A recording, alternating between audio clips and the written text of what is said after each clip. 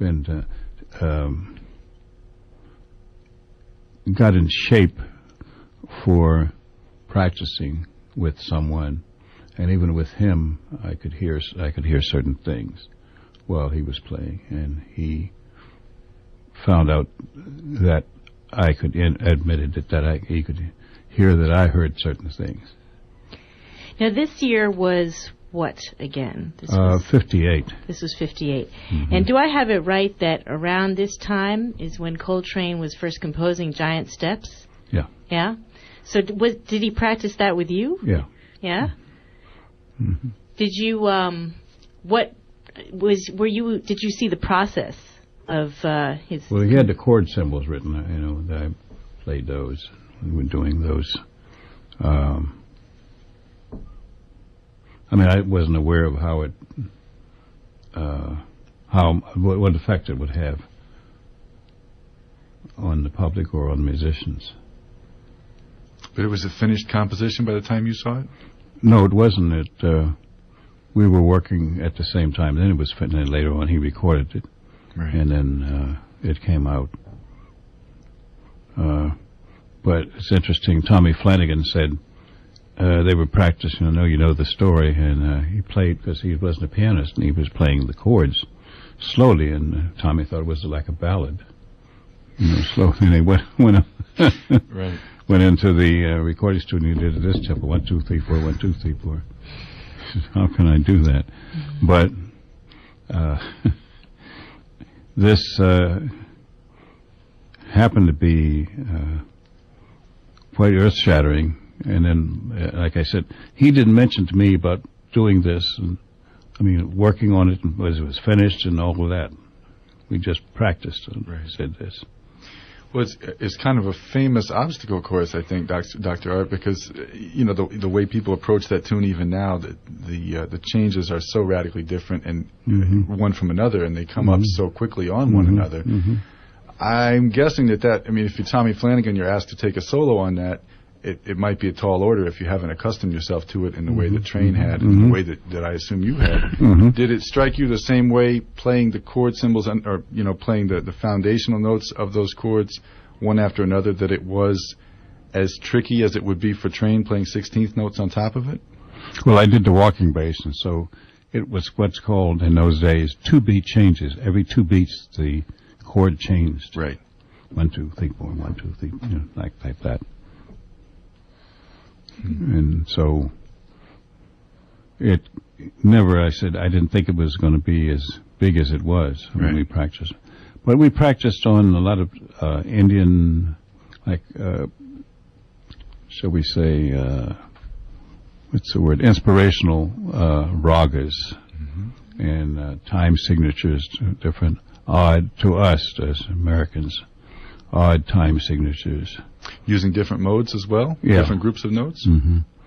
But like 15-4 and 11-5 and all that. Not 11-5, 11-6 and 11-4 as well.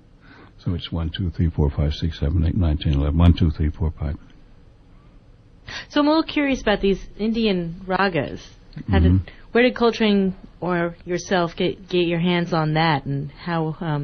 What did you do with that? He studied Indian music, and that's why Ravi Shankar. He was very inspired by him, and of course he named his second son Ravi.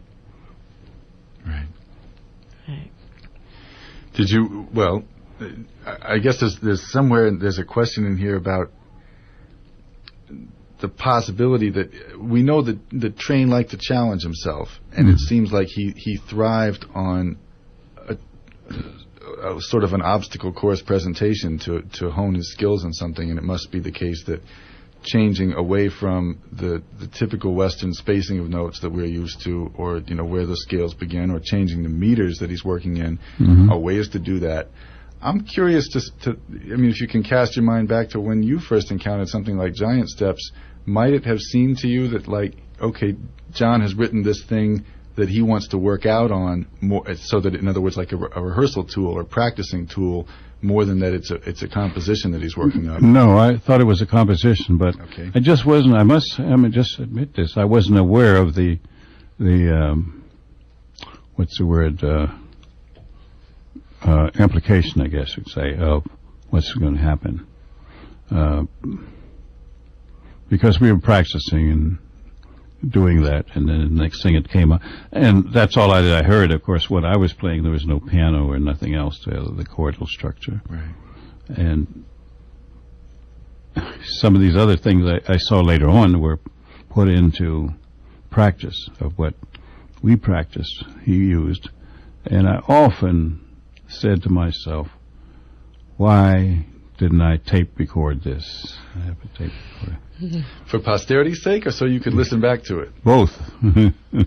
John did record, and then he listened, probably at nighttime. These practices, though, are over at your house all the time? No, it is. Okay. Both when he lived Central Park West and when he was in Long Island, Mexico Street. Right. So as you got to know each other, you said he was already a very reticent fellow to begin with, but in terms of practicing, and then I guess later we can talk about it in terms of, playing structurally, but did he have any instructions with, or any idea to take off on, or did he just say, let's play? Let's hit well, it. he did both.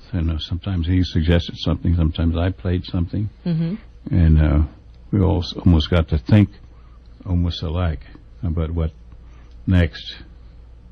Because I compare this to like either a chess match or karate moves. You have to know which going.